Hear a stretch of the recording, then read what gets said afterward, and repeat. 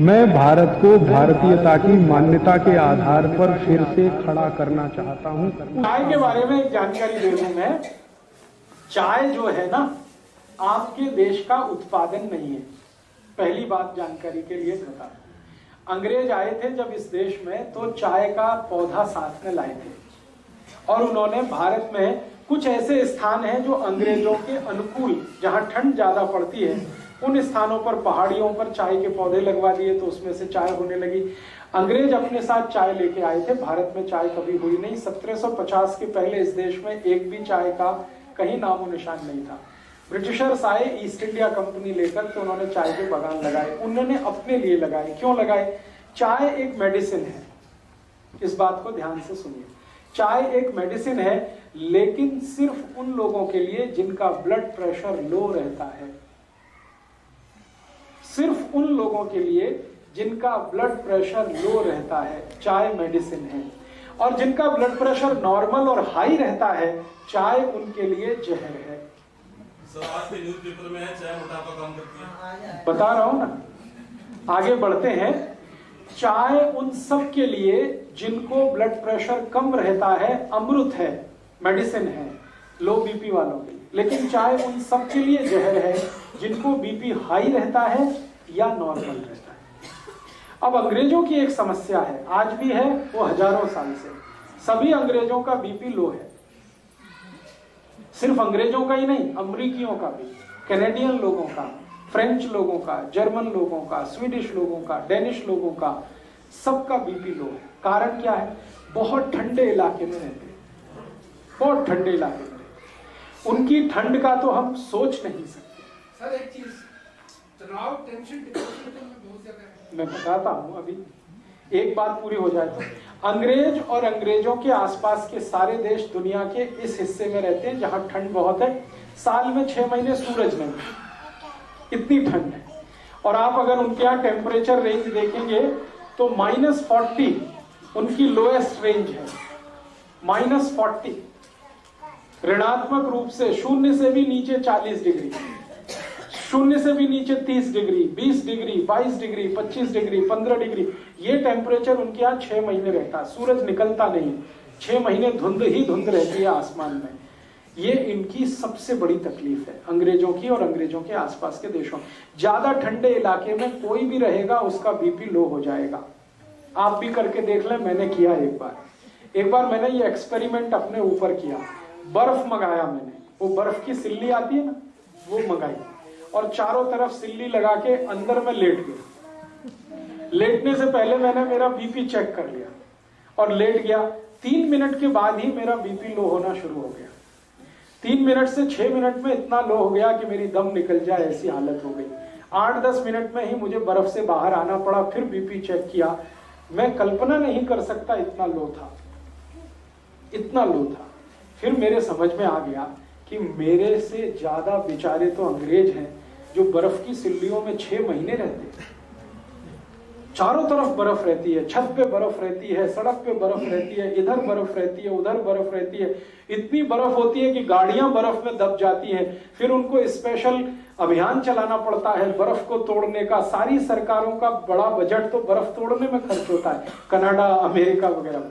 तो वो लोग सच में बर्फ में ज्यादा रहते हैं, ठंड बहुत है, ब्लड प्रेशर बहुत लो होता है। अब तुरंत ब्लड को स्टिमुलेंट चाहिए। अगर बीपी लो हो गया, इतनी ठंड पड़ गई, स्टिमुलेंट चाहिए तुरंत बीपी बढ़ाने के लिए, तो चाय उसमें सबसे अच्छी है। दूसरे नंबर पे कॉफी। तो चाय और कॉफी उन सबके लिए बहुत अच्छी है जो ठंड वाले इलाके में रहते हैं। और भारत के ऐसे कई इलाके हैं जहां बहुत ठंड पड़ती है। अगर मैं जम्मू कश्मीर में जाकर ये व्याख्यान दूंगा तो लोगों से कहूंगा चाय पियो, कॉफी भी पियो, क्योंकि उनके लिए वो मेडिसिन है। आपको अगर मैं लेक्चर करूंगा तो आपको बोलूंगा आप मत पियो, क्योंकि आप इतने बर्फ वाले इलाके में नहीं रहते। आपके यहाँ थोड़ी ठंडी है, वो भी साल में 10-15 दिन की है। वो 10-15 दिन तब होते हैं जब कोहरा बहुत पड़ता है, हाथ पैर आपके गलने लगते हैं, टेम्परेचर -0 या 0 के नीचे आ जाता। तब आपके यहाँ शायद 2-4 दिन 5 दिन ऐसे आते हैं कि आप चाय P low, coffee P low, क्योंकि उस समय बीपी बहुत लो है। लेकिन पूरे साल चाय पीना और every time is T time, ये सबसे खतरनाक है। सुबह उठते ही चाय पीना, कई लोग तो कहते हैं चाय नहीं पिएंगे तब तो पॉटी भी नहीं कर सकते, ये तो बहुत खतरनाक है, ये तो बहुत खराब है। इसलिए उठते ही चाय पीने का अगर आपकी आदत है तो इसको बदलिए, नहीं तो क्या होगा मैं आपको बताता हूँ। अगर लो बीपी आपको नहीं है और ब्लड प्रेशर नॉर्मल है, चाय पीना आप जारी रखते हैं, धीरे धीरे हाई होना शुरू होगा और वो हाई होते होते फिर आपको गोलियों तक लेके जाएगा।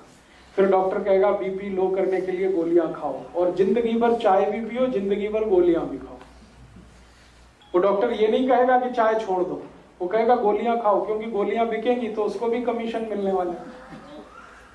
तो आप या तो डिसाइड कर लो कि जिंदगी भर ब्लड प्रेशर की गोलियां खा के जिंदा रहना है तो चाय पीते रहिए, और अगर जो नहीं खानी है तो चाय पहले छोड़िए।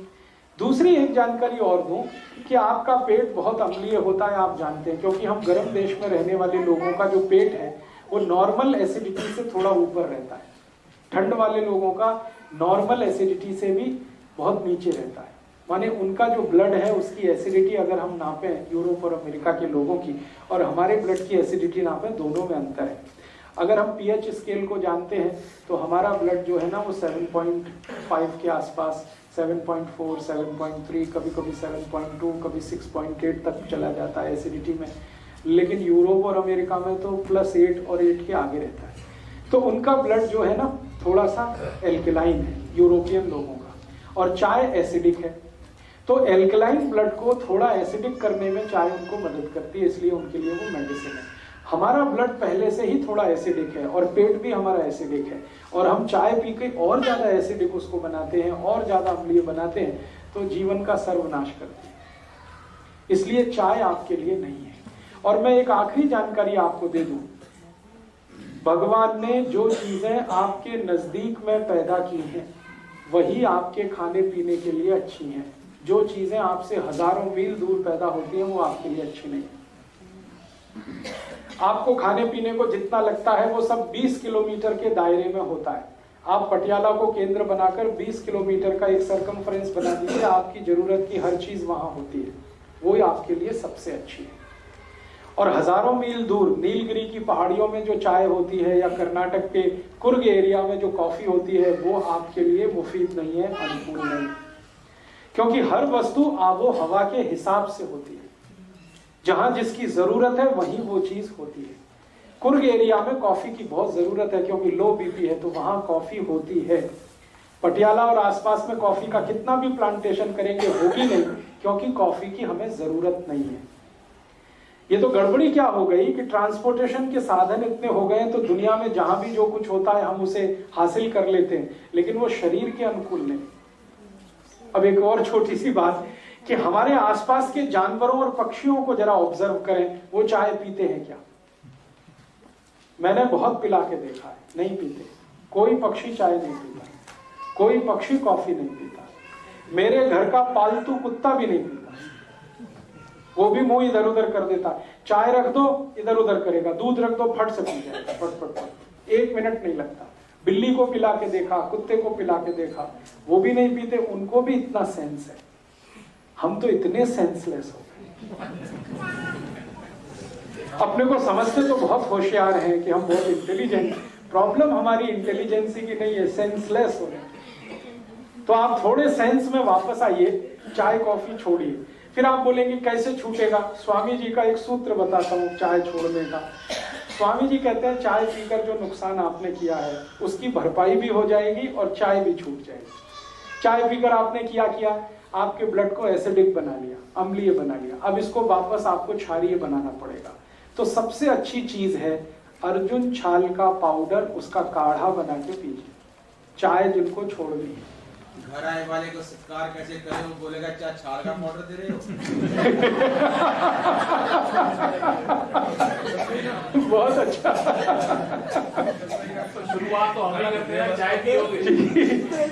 आप जो चाय छोड़ना चाहते हैं और जिन्होंने चाय पीकर नुकसान कर लिया अपने शरीर का, वो नुकसान फिर ठीक करना चाहते हैं, उसके लिए सबसे अच्छी आयुर्वेदिक दवा है अर्जुन छाल। आप जानते हैं अर्जुन छाल कहीं भी मिलती है, 35-40 रुपए किलो की है, बहुत सस्ती है।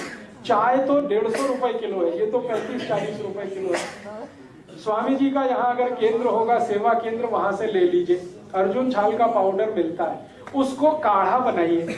काढ़ा बनाना आप सब जानते हैं, पानी में डाल के उबाल दीजिए, थोड़ा उसमें चाहे तो शक्कर मिला दीजिए, गुड़ मिला दीजिए, बहुत अच्छा तैयार होता है। टेस्ट उसका चाय का ही जैसा है और रंग भी चाय के जैसा है। उसमें दूध भी डाल सकते हैं, गुड़ या चीनी जो भी डाल के, और उसको पी लीजिए लगातार। 15-20 दिन आपने पी लिया तो मैं आपको 99% गारंटी देता हूं चाय छूट जाएगी। और चाय पीकर जितना नुकसान आपने कर लिया वो सारा नुकसान उससे कवर हो जाएगा। आपके ब्लड में एसिडिटी कम कर देगा और आपके ब्लड को एल्कलाइन कर देगा। और मजे की बात यह है कि ब्लड की एसिडिटी बढ़ते ही कोलेस्ट्रॉल, ट्राइग्लिसराइड ये सब बढ़ने लगते हैं, और ब्लड की एसिडिटी घटते ही कोलेस्ट्रॉल और ट्राइग्लिसराइड सब घटने लगते हैं। माने हार्ट अटैक से बचना है तो भी अर्जुन की छाल ही चाहिए आपको। तो चाय का सबसे अच्छा विकल्प है। और एक अच्छा विकल्प है, अर्जुन की छाल बहुत क्षारीय है, एल्कलाइन है। ऐसी कोई भी चीज जो एल्कलाइन है वो आप पीना शुरू कर दीजिए चाय के विकल्प के रूप में। जैसे जीरा है ना, जीरा बहुत एल्कलाइन है, जीरे का काढ़ा बनाइए। जीरे का काढ़ा कैसे बनता है? जीरा पानी में डालिए, उबालिए, थोड़ा गुड़ मिला दीजिए और थोड़ा उसमें पुदीने का पत्ते का चटनी वटनी मिला दीजिए, ये बहुत एल्कलाइन हो जाता है। फिर इसको पी लीजिए चाय की तरह से। ऐसे ही आपके घर में अजवाइन है, अजवाइन बहुत एल्कलाइन है, बहुत क्षारीय है। एल्कलाइन का काढ़ा बना लीजिए, अजवाइन का काढ़ा बना लीजिए गुड़ मिला के, और जीरा भी डाल सकते हैं उसमें, धनिया पत्ता, पुदीना पत्ता दोनों एल्कलाइन है, उनकी चटनी डाल दीजिए, बहुत अच्छा तैयार होगा। तो ऐसे 20 तरह के काढ़े हैं। एक हमारे भारत देश में